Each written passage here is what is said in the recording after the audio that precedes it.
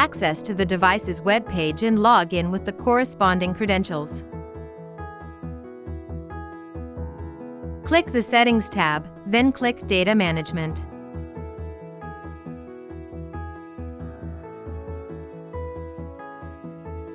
To download the historical logs, click in Local Export. Choose the desired time interval for downloading the data.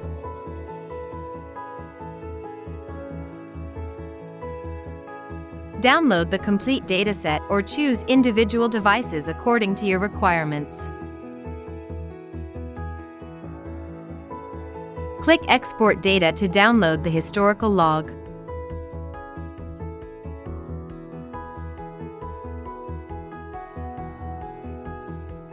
Once finished, a .csv file is available in the Downloads section.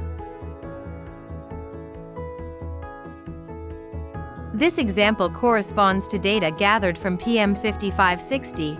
This data is stored every 10 minutes.